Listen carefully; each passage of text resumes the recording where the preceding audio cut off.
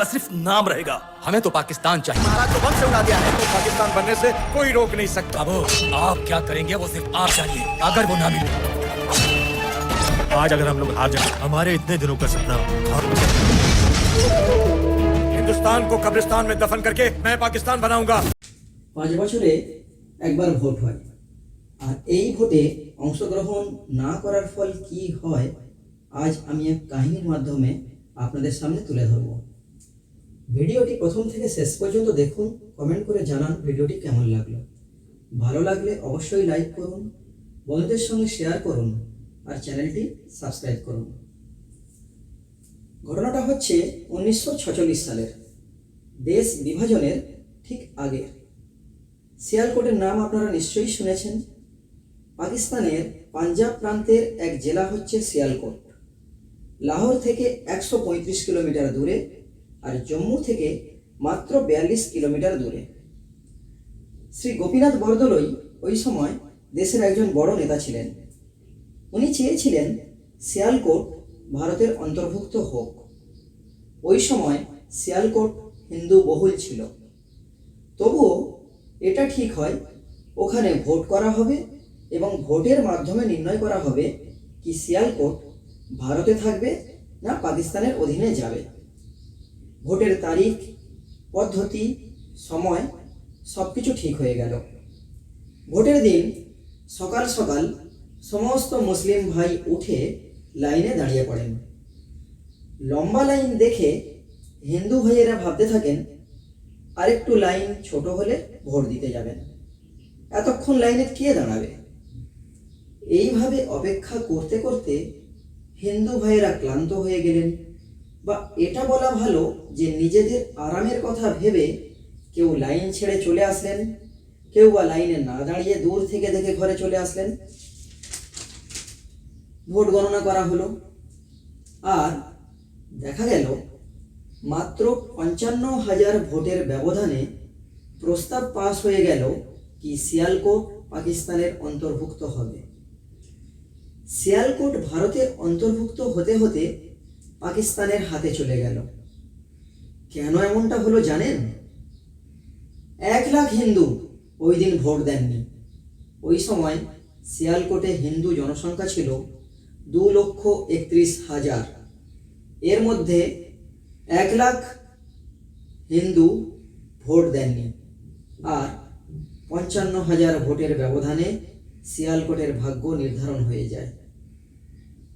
এরপরে আসে 1946 সালের 14ই আগস্ট, ডাইরেক্ট অ্যাকশন ডে। আপনারা জানেন জিন্না ডাইরেক্ট অ্যাকশন ডের ডাক দেন, আর এর প্রভাব সিয়ালকোটের ওপরও গিয়ে পড়ে। হিন্দু মহিলাদের জোরপূর্বক ধর্ষণ করা হয়, ওদের হত্যা করা হয়, বিপুল সংখ্যায় হত্যাদি চলে। আর যারা আরাম খুঁজতে ভোট না দিয়ে ঘরে ফিরে গিয়েছিলেন তাদের চিরতরে আরাম প্রাপ্তির ব্যবস্থা করা হয়। 1941-এর জনগণনা অনুযায়ী আমি হিন্দুদের যে সংখ্যাটা আপনাদের বললাম, ঠিক 10 বছর পরে 1951 সালের জনগণনাতে এই সংখ্যাটি মাত্র 10,000-এ নেমে যায়। আর 2017 সালের হিসাবে সিয়ালকোটে হিন্দুদের মোট সংখ্যা হয়ে যায় কেবলমাত্র 500। আজকের দিনে ওখানে একজনও হিন্দু আছেন কি নেই তা জানা নেই। ওই দিন ভোটের দিন সিয়ালকোটে যদি সব হিন্দুরা ভোটে যোগদান করতেন তাহলে সিয়ালকোট শুধু ভারতের অন্তর্ভুক্ত হতো না, সমস্ত হিন্দু আজ জীবিত হতেন। ভোট না দেওয়ায় যে কি হতে পারে, অনেকে ভাবেন আমার এক ভোটে কি হবে, এর সব থেকে বড় উদাহরণ সিয়ালকোট। আসলে ব্যাপারটা কি জানেন? হিন্দুরা সব থেকে অলস প্রকৃতির। দেশের যে সমস্যাগুলো, বা বলা ভালো যে বিষয়গুলো নিয়ে চর্চা করা উচিত, আলোচনা করা উচিত, নিজের মতামত দেওয়া উচিত, এই সমস্ত ব্যাপারে চূড়ান্ত উদাসীন থাকে। নিজের ব্যক্তিগত বিষয়, নিজের স্বার্থ নিয়েই ব্যস্ত থাকে। দেশের জন্য ভাবার সময়ই থাকে না।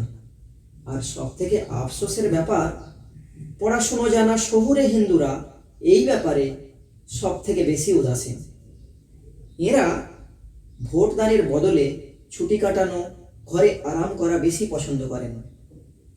স্বাধীনতার পরে থেকেই প্রত্যেকবার ভোটের সময় এটা দেখা গেছে শহর এলাকায় ভোটের হার ন্যূনতম।